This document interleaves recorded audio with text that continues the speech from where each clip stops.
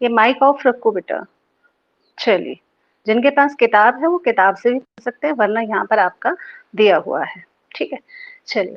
तो पाठ परिचय है ये आपका। यहाँ पर बेटा जो आपकी कविता है दंदुरित मुस्कान, इसमें दो कविताएं हैं। एक है दंदुरित मुस्कान, दूसरी है फसल।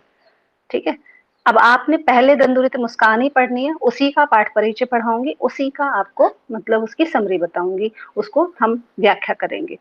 तो पाठ है ये जो दंदुरित मुस्कान, कविता में छोटे बच्चे की मनोहारी मुस्कान को देखकर, मनोहारी का मतलब मन को लुभाने वाली, मन को अच्छी लगने वाली मुस्कान को देखकर कवि के मन में जो भाव उमड़ते हैं, यानी जो कवि महसूस करता है, जो कवि को फील होता है, जो रियलाइज होता है, उसे कह रहा है कि जो भाव उमड़ते हैं उन्हें कविता में अनेक बिंबों के माध्यम से, बिंब का मतलब होता है बेटा जब आपकी आंखों के सामने कोई चित्र बन जाता है।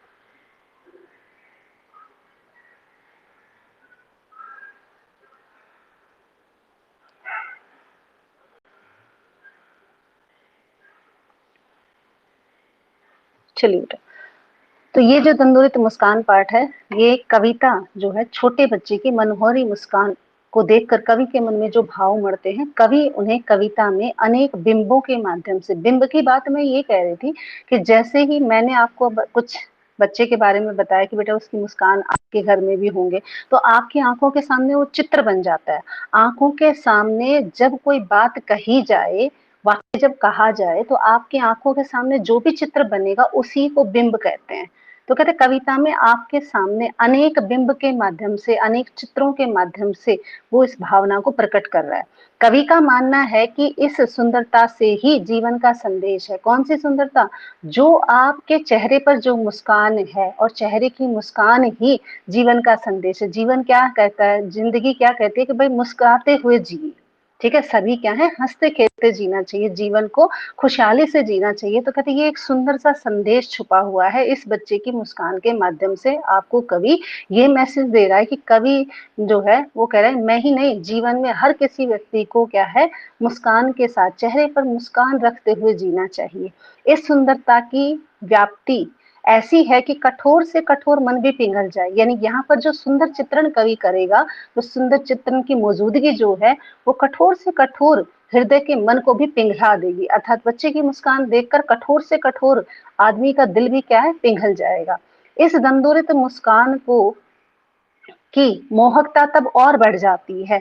कवि कहता है कि इस दंदुरित मुस्कान की मोहकता का मतलब होता है जो मन को मोह लेने वाली है। कहते हैं ये तब और ज्यादा बढ़ जाती है जब उसके साथ नजरों का बांकपन जुड़ जाता है।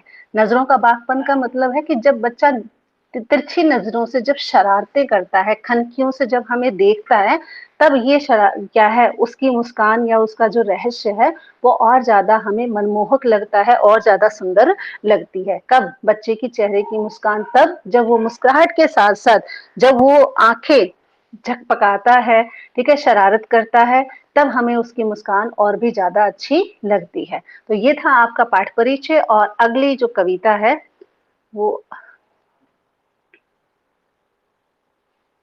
हाँ जी, ये आप बेटा माइक ऑफ रखिएगा। चलिए, किताब है वैसे आपके पास, ये है। ये जो कविता है ये दंदुरित मुस्कान है। ठीक है, अब यहाँ पर मैं थोड़ा सा इसको बच्चे के इसको जूम कर रही हूँ। देखिए यहाँ पर क्या है कि कवि है, वो पहली बार अपने बच्चे से मिल रहा है। ठीक है, और बच्चा है माँ की गोद में। अब उसके चेहरे की मुस्कान को देखकर, माँ का तो हमेशा उसके साथ ही रही है, तो इसलिए उसके चेहरे पर तो मुस्कान है ही है, लेकिन कवि के चेहरे पर भी शरारतें सूझती हैं। वो उसे अटखेलियां करता है, उससे शरारत करता है, कभी उसे छेड़ता है। ठीक है, ताकि बच्चा कुछ हलचल करे और मूवमेंट बढ़े, उसके चेहरे पर मुस्कान आ जाए। तो ये है उसके मनोभाव जो हमें ना दिखते हुए भी स्पष्ट हो रहे हैं कि किस तरह से वो अपने बच्चे को देखकर कितना खुश है। अब चलते हैं कविता पर। कविता क्या है कि तुम्हारी यह दंदुरित मुस्कान, कवि कहता है कि हे बच्चे, जब मैं तुम्हारी ये दंदुरित मुस्कान देखता हूँ, देखो दंदुरित का कई बार अर्थ पूछ लेता है, पेपर में भी पूछ लेता है वर्ड मीनिंग के दौरान, कि दंदुरित क्या होता है।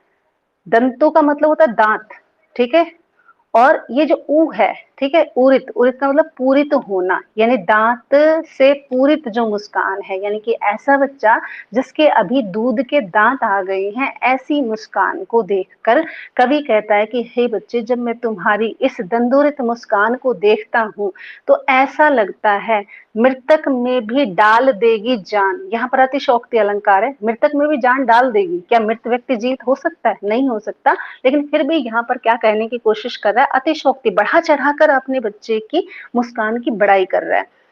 करेक्ट, मृतक में भी, मरे हुए व्यक्ति में भी जान डाल देगी। अब यहाँ पर व्यक्ति मरे हुए का मतलब ये नहीं है कि वो मरा हुआ है, यहाँ पर है ऐसा व्यक्ति जो हताश और निराश होता है, ठीक है, वो मृत के समान, जो अधमरा सा जो व्यक्ति होता है, हताश जो व्यक्ति होता है, उसमें भी क्या कर देती है, जान फूकने का काम करती है, उसमें उत्साह भरने का काम करती है।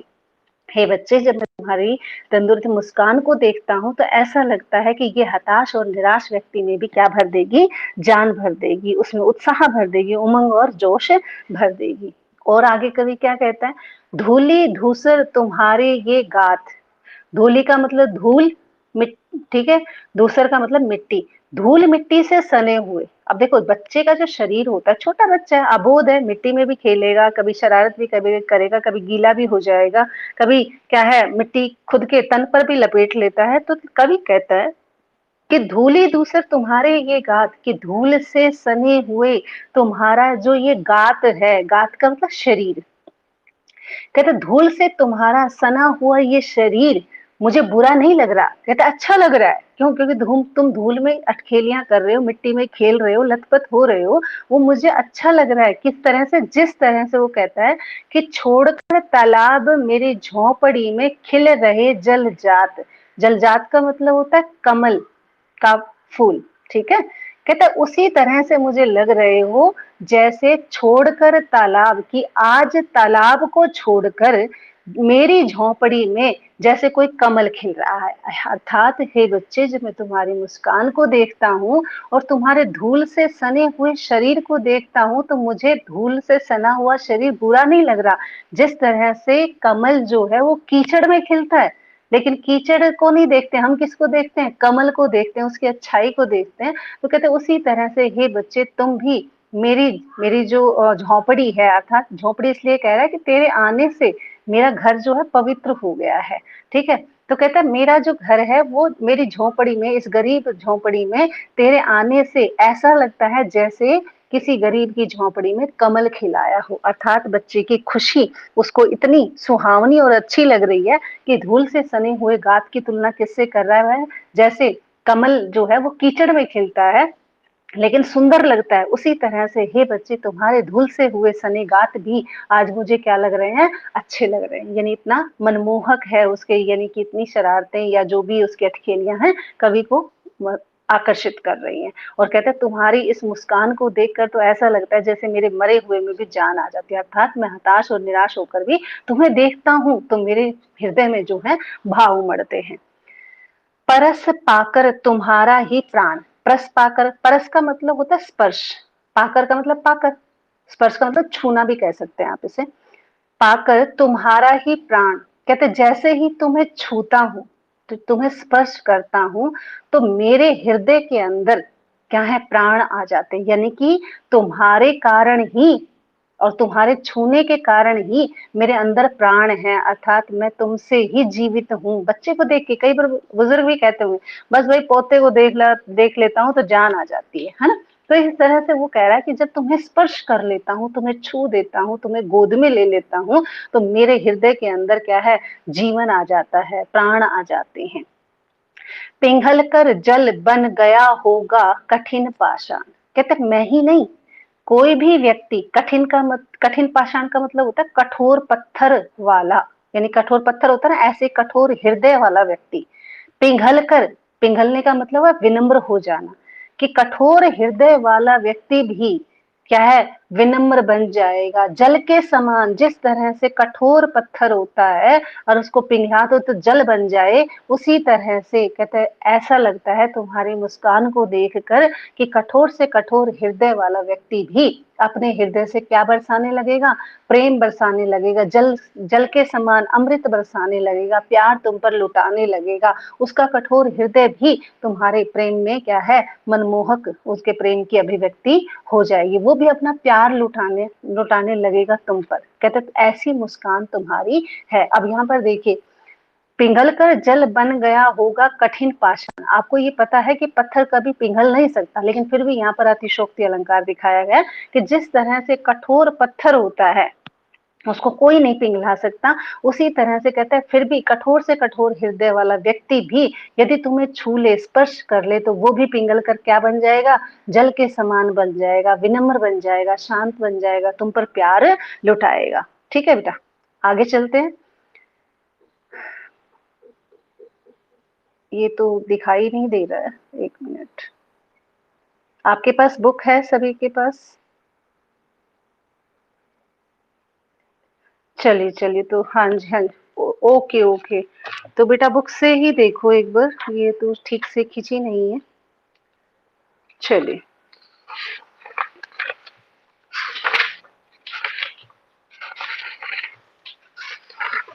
हाँ जी, पेंसिल रखिएगा, वर्ड मीनिंग अपनी नोट करते रहिएगा। तो मैं वैसे ही आ रही हूँ मेन पेज पर।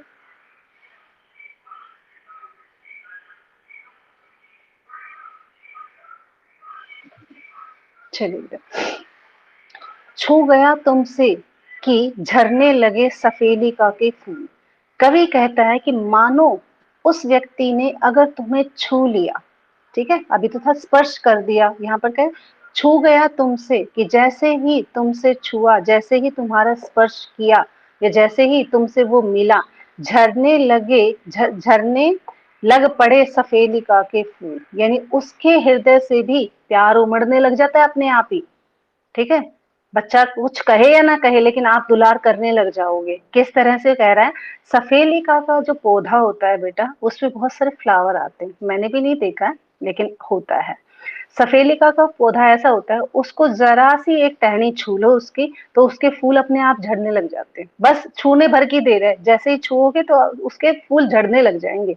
तो कहते हैं इसी तरह से जैसे ही तुम्हें कोई छूता है, स्पर्श करता है, गोद में लेता है, तो अपने आप ही उसके हृदय में भी प्यार उमड़ने लगता है। कैसे, जैसे सफेलिका के फूल अपने आप झड़ते हैं, उसी तरह से उस व्यक्ति के हृदय से भी अपने आप ऑटोमेटिक प्यार प्यार उस बच्चे के लिए जाग जाता है। वो प्यार करता है, लुटाता है उस पर, और उसकी मुस्कान को देखकर उस पर खूब प्यार बरसाता है, प्यार की धारा बह जाती है। बांस था कि बबूल। अब कहते वो व्यक्ति कैसा भी था, चाहे कहते कैसा भी व्यक्ति हो, बांस था कि बबूल, कहते चाहे वो बांस हो चाहे बबूल हो।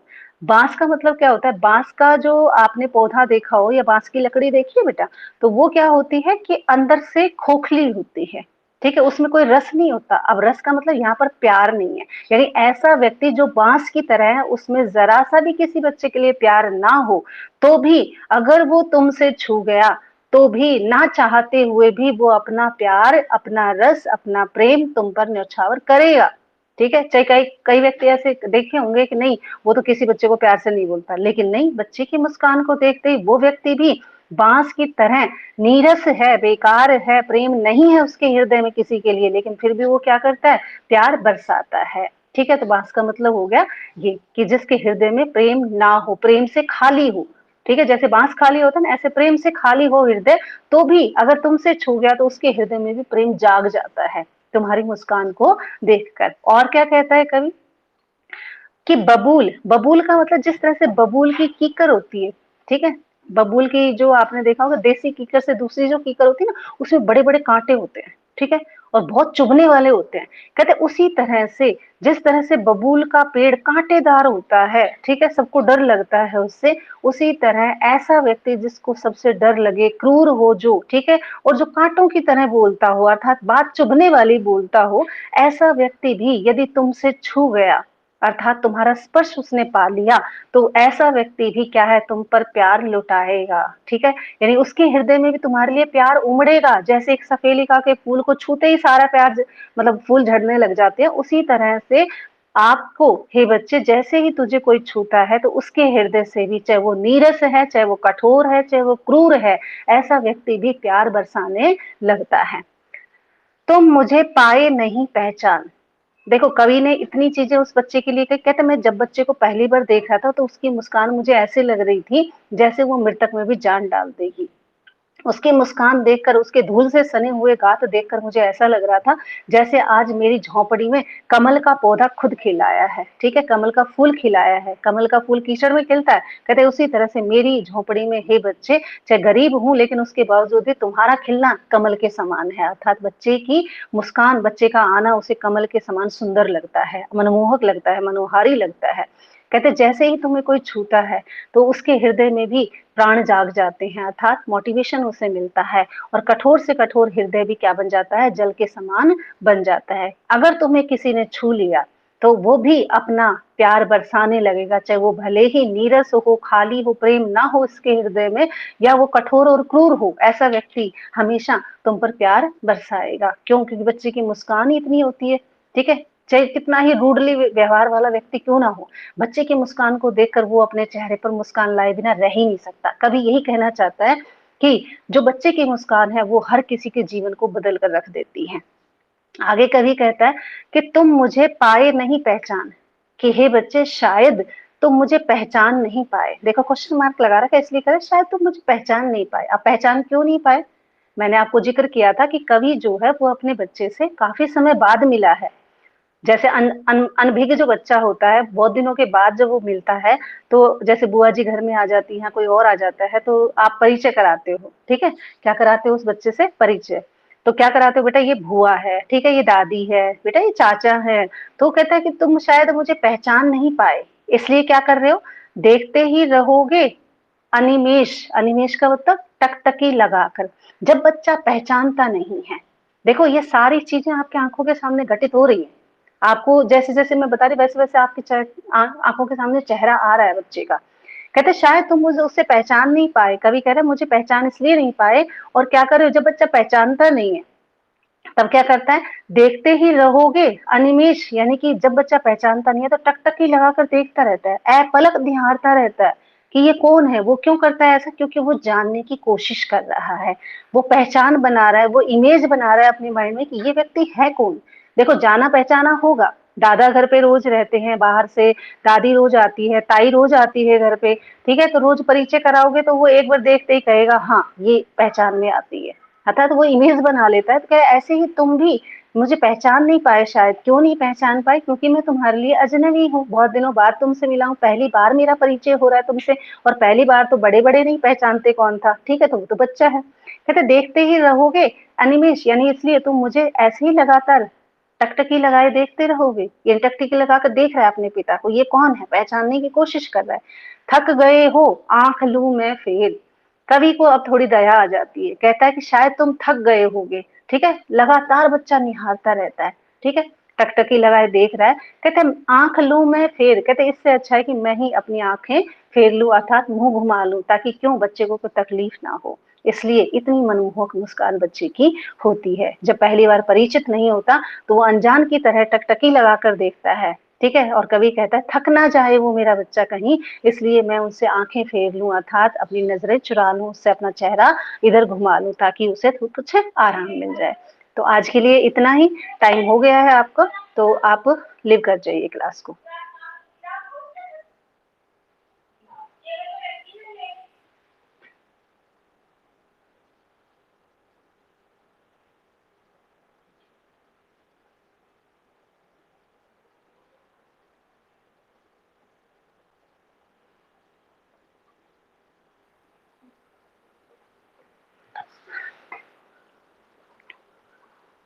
चलो चलो जल्दी।